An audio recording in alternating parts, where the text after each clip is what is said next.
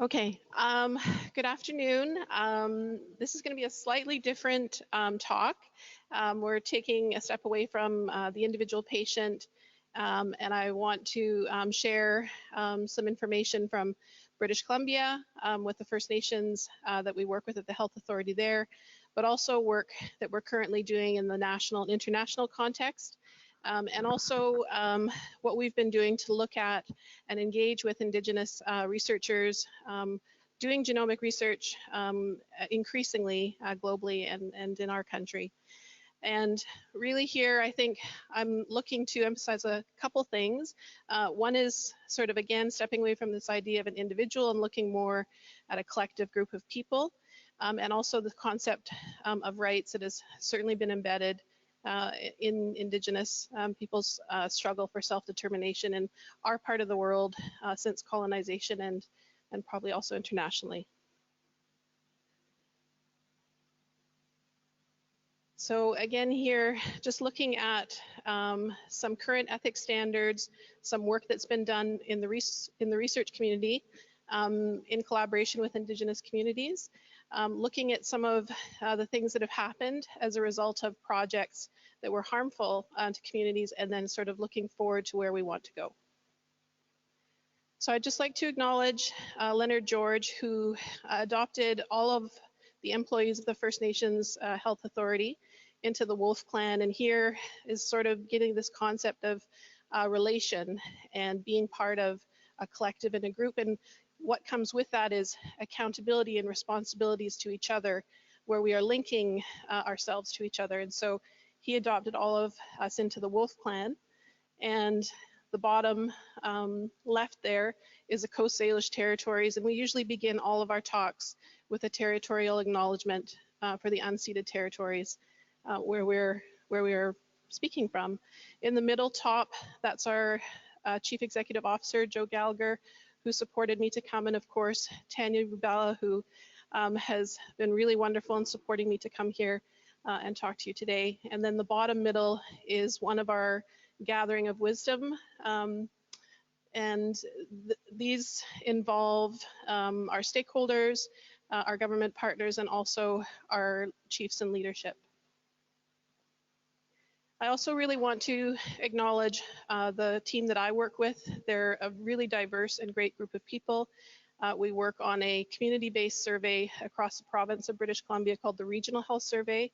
It's been running for 20 years, and it's funded by a group called the First Nations Information Governance Centre in Canada. And here we are at the University of British Columbia. We did a tour of the new research centre for residential schools. We did cultural safety pledges where we made personal commitments to the work that we were doing and how we would approach that work, and also had just a really great day together. So on the left, you'll see sort of these loose language groupings. British Columbia is a very diverse province in Canada. We have a lot of languages and nations. On the right, you'll see how our health authorities are split up in the geographic area of BC, and some of our First Nations communities that we are serving in all 5 of those regions. So the twofold thing here in Indigenous health research, we're often concerned with positionality. So really sort of staking where you're coming from, and that's really to acknowledge your perspective, your expertise, your knowledge, but also your biases and how you're viewing particular issues that are critical for us. And so for myself, as Tanya mentioned, I'm from a small community in northern BC, very recently colonized. My grandfather was a teenager when the first white settlers were coming into our territories to sort of stake it for the crown. You'll see the totem poles there. Those are really an expression of our history, which we have oral history that accounts for our people and our systems over tens of thousands of years. Salmon is a huge part of our culture, and that's our dance group up there, me and my cousins. And then the territories on the right there, it is a very large area, and all of the territories in current day British Columbia are claimed and historically used by nations. So here we're just drawing attention to this idea for people who work with Indigenous populations. There's been a great deal of stigma that's been reflected in the health research literature. And what we're wanting to do is to really more focus on strengths and resiliency, and to acknowledge that prior to colonization, our health was very good. We were very strong physically, mentally, emotionally, and spiritually. We had very well developed and highly sophisticated systems of culture and art and law. And so really what we're trying to say here is that, you know, the human is part of this holistic entity. We're linked with our family, we are linked with our community, we have clan relations and responsibilities, and that this worldview is interrupted. And so that's where our organization comes in, is moving forward with work to address that. So as far as we know, we're the first health authority of its kind in the world. We say in Canada for now. We had assumed responsibility for delivery of health services in British Columbia. And really what we're looking towards is healthy, self-determining First Nations children, family, and communities. So our 7 directives are given to us from the communities. These were created by them. You'll see some of these values and directives to us as an agency providing services for them. You'll see this reflected in other ways in the ethics part of the presentation. We do have a research mandate from our governing documents. Here, when we're defining research, again, we're looking at cultural-based ideas, so holistic, strengths-based, community-driven, and community-engaged. And then perspectives that are really arising from our cultures and our languages and knowledge systems. So again, looking to colonization and the impacts that it's had, we had a lot of new diseases that were introduced and epidemics, things that were foreign to us, very rapid lifestyle changes, dispossession from lands, and all of the impacts that go along with that. And then actual targeted government policy that was meant to eradicate cultures and to disrupt social systems. And then, of course, impacts the environment, which continue to this day. And then looking forward, we're really wanting to focus more positively on self-determination. And that, again, back to that First Nations perspective on health and wellness, that's with us at the center, but also in collaboration with everybody who has a vested interest in that, and also wanting to move forward as a collective. So Indigenous ways of knowing, doing, and being. So this is relevant because there were emerging critiques over the last 20 years from Indigenous scholars around Indigenous knowledge and it being valid. And so really here, we're starting to move towards this concept that was developed by a Cree scholar, Willie Ermine, of the ethical space. And this really posits this notion of the Western Academy on one side and Indigenous worldviews on the other, and trying to find that common space where we can work together to do research that is beneficial to the community, but also is a reciprocal process with the researcher. And then just to say that the 7 directives, again, there's resonance with those and our Indigenous ways of knowing and being. So just acknowledging that for First Nations and research, we have a very painful history of this. The residential schools in Canada, which were also implemented in the United States, at least, there were experiments done on children, and some of these are coming to light as more survivors are coming forward and talking about what they experienced as a child. And even through some of the research and community development projects that we've been involved with, we're also seeing that people are even starting to remember things that happened to them for the first time. And so where this becomes an issue is when someone is accessing the healthcare system and has that trauma triggered. So they may have been involved in a research project. The news story that's on the left is one that is a residential school in Port Alberni on Vancouver Island, where members of my family attended, and they did hunger experiments with children. Hello.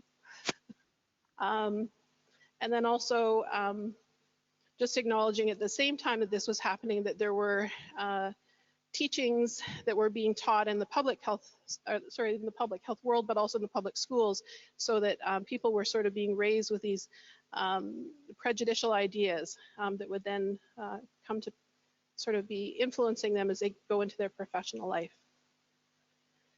So this policy, I wish I had time to go into detail on it. It's cultural safety and humility. It's been a huge effort of our organization to work with health professionals, and this is really about unpacking a bit, you know, what we bring to our day-to-day work. So what am I bringing, you know, that might impact the quality of care that I'm providing to any patient that's walking through our doors. And so there's been a lot of work done to bring health professionals on side to make a commitment. We're also looking at extending this to our work with research partners as well, and looking at sort of good education and training models so everybody has the same standard coming into this work. So if you're aware of this and you're in another part of the world, so there was work done in South Africa on this. In Canada, we had a Truth and Reconciliation Commission. The Senator Murray Sinclair was instrumental to that work and led it. And he came to meet with us on the Musqueam territory recently. And so we've gone through this huge process where people were talking for almost the first time in their lives about these experiences they've had, which have, you know, led to these health impacts that we're now seeing in our communities, health and social. And he said, if you think getting to the truth was hard, then getting to reconciliation is going to be harder. And this is getting at this idea that we have in Canada now that reconciliation will kind of just like roll out, you know, like something simple, but really it's a process that's going to take a lot of work and a lot of effort. So focusing on reclamation, depending on the group that you're working with, there's going to be very specific ideas about the body, the mind, the spirit, and how that plays out in any kind of interaction with the system. And that could even be, we've done some work with the coroner in BC around that and different perspectives. And so it's really great to see, as a result of some of these negative experiences, that there's a reclamation and a ceremonial return of what we consider to be our property. And so on the left, there's a return of hide of bones from a museum, and there was a ceremony around that. And on the right is a news story about the New Chalmers case, which I'll talk a little bit about. And in that case, they had blood samples that were, as Harriet was talking about, they were part of this research project. They were told what would happen. The researcher then took those blood samples and did further work and loaned them to other researchers. And so this idea of a sort of blanket consent forever is one that's definitely being challenged in our communities. This is just more specific about research. So we've been looking at developing an ethics sort of perspective at our health authority. We've looked at a number of different nation-based codes, some from the States, but mostly within Canada. We also went to chiefs and communities and health providers and asked them, what would you like to see? And we asked them about these 3 areas, including wellness indicators and client service and the health information that we hold of theirs. And just ask them, like, what do you think of this? What's missing? And we did an analysis of that feedback. And here, again, you start to see these similar themes. And so on the left, we have our directives, and then on the right is the community feedback that we receive direction on what they expect in terms of us going forward and helping to negotiate those relationships with researchers.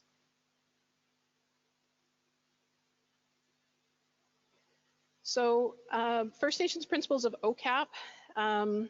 Again, this is related to the Regional Health Survey, which is a 20-year on-reserve in-community survey.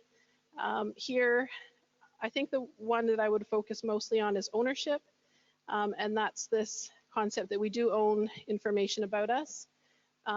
control, access, and possession obviously, have relationships to capacity and ability to be able to do that.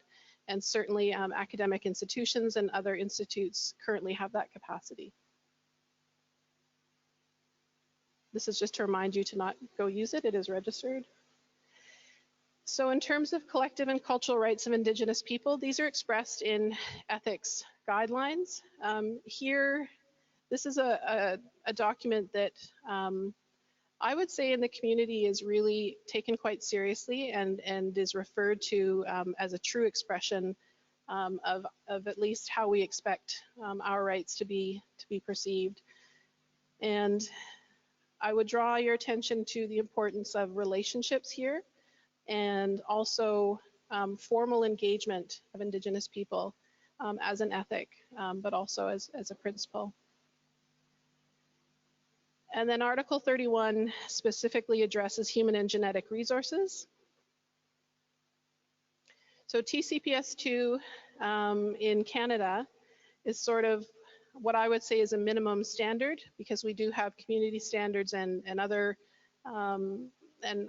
research ethics processes. And in BC, we have a harmonized review process now that we've been working towards for some time. So really here, the emphasis is really on the researcher, and the researcher is the voice. So they will go to the Research Ethics Board and they will say, I have talked to them, this is what they said they wanted, they're okay with this. But really they get to define that. One of the gaps, however, is that the research ethics boards don't currently have, I would say, adequate knowledge or expertise in their current review slate. And so there's work being done to look at how that can be augmented. And then there's this idea of having a community agreement. And so this is something that the TCPS2 Chapter 9 just stopped at, this idea of like, just inquire if that's needed. And for Chapter 12, I just wanted to include this because there really is nothing here about beliefs or about culture, about groups. It's really an emphasis on minimizing the risk of privacy breach, and of course identification if you're involved in research. And so the CHR guidelines for health research involving Aboriginal people, these were developed over a number of years with extensive engagement. They had Indigenous researchers involved. It was superseded by TCPS2, so it's really an outdated policy document. So why am I bringing it up? Well, there's a couple reasons. So there was more of an emphasis here on the researcher responsibility to learn about the people that they're working with, to learn about their protocols and their customs. There was also a requirement for a research agreement, full stop, and also much more explicit language around involving people who are seen to be knowledgeable and leaders, natural leaders in the community, and to learn about and follow those protocols. Also in TCPS2, there is this concept of DNA on loan, and Laura Arbour, who's a medical geneticist in British Columbia, and Doris Cook, who worked on the CHR guidelines, did a paper on this. I actually have a couple handouts, not because I'm talking down to anybody, but this is a really specialized area, and so my team put together a list of resources for anyone who's interested, so I can email them to you. Or I do have a couple of them. And so this is a very unique piece. Okay, I got to speed it up. But it also is requiring the researcher to kind of interrogate this idea of proprietary interests of individuals, but also the community and the collective in biological sample data. So our team did a review. I don't have time to go through all of these in depth, but I just wanted to point out there is some distinctions between the themes that emerge from the Canadian review, some of which I've already talked about, and the international review themes. And so a couple that I'll just pick out here. So this Indigenous clan ethics kinship thing, this is really a concept that I would say is like a genetic genealogy. In our community, no matter what nation you're from, people want to know who your mother is, your grandmother. Often we're tracing people's heredity back like hundreds of years. And this is just something that we do as part of our way to connect with each other and to have those formal alliances. And so in many cultures, this was also a way to ensure genetic health. And so there were systems around clan marriage and very evolved things that there. So really they're just asking here for that knowledge to be reflected in research that happens.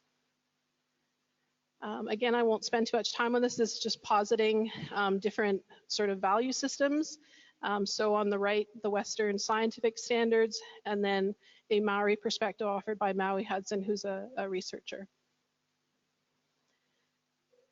So all of these cases that I have included here, and I'm not going to go into detail, are in this resource that I've talked about. This one was from a project with Native Americans, and both of them occurred in the 80s, and I would say that there's been a lot of sensitization since that time. But in terms of standards and policies and good practices, those are still lacking. And so we have more of awareness now that we can't just collect samples and then use them for whatever we want, that we have to be re-engaging with communities and have that informed consent process, but we don't have that sort of gold standard to go forward. This one is, at least in Canada, very well known, and I referred to it earlier. This was also a catalyst for the development of this idea of DNA on loan by Laura Arbour and Doris Cook.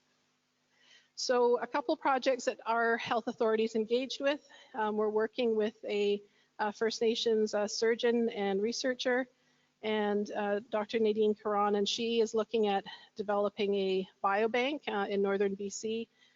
Some people here may be familiar with that. And this is really around cancer tissue samples. It's not retrospective, it would be going forward.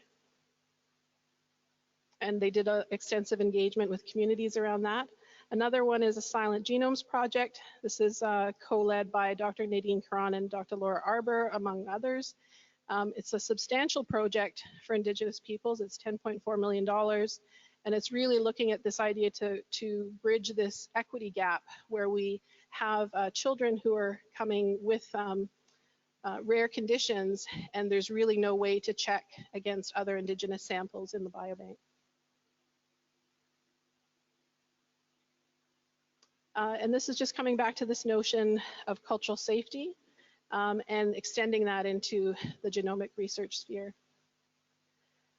And here's just a quick summary of some of the elements of good projects, and this is sort of how we're looking to move forward in partnership with researchers, but also with the communities that are engaging in this work.